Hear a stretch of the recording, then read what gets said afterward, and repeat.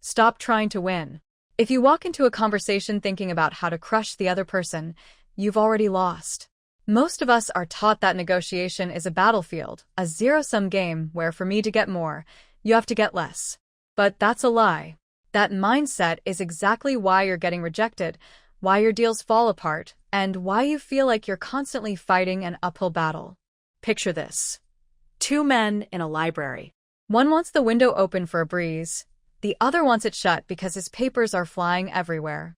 The average person tries to compromise, open it halfway, right? Wrong.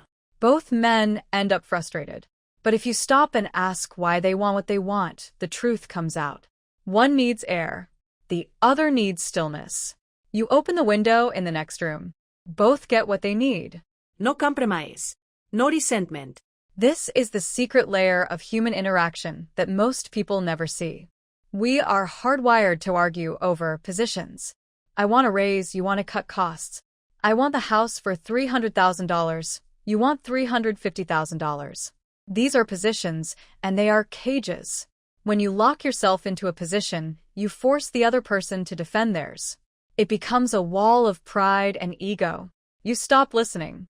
You start calculating. And the moment you stop listening, you lose the ability to influence. You aren't negotiating. You're just colliding. The Harvard negotiation project flipped the script. They realized that behind every stubborn demand is a hidden interest, a fear, a goal, or a requirement. Your job isn't to fight the demand. Your job is to uncover the why. When you ask why with genuine curiosity, you move from being an adversary to a partner. People don't listen to demands, but they will follow someone who understands their pain. Remember the kids fighting over an orange? A weak negotiator slices it in half. A master negotiator asks, "What do you need it for?" One wants the juice, the other wants the peel for a cake. By digging deeper, you turn a scarcity problem into a surplus. You go from a 50-50 split to a 100-100 win. This isn't just about fruit. It's about every contract, salary negotiation, and argument you will ever face. So, how do you stop the bickering? You bring in a third party, not a person, but a standard. If you're arguing over rent, don't say, "I want lower." Say, "What does the current market data say?" When you base your argument on external facts, market rates, legal precedents, or industry benchmarks, you aren't fighting the person anymore. You are both standing side by side, looking at the data. It's impossible to take offense at a neutral fact. Most people panic when they hit a dead end. They think there are no options left. That's a failure of imagination. If you can't agree, stop talking about the deal and start brainstorming. Make a rule. No judgment, just ideas. Throw everything at the wall. What if we change the timeline? What if we add a bonus structure?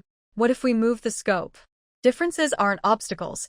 They are the raw materials for a creative breakthrough. Here is the golden rule that changes everything. Visualize a line. On one side, the person.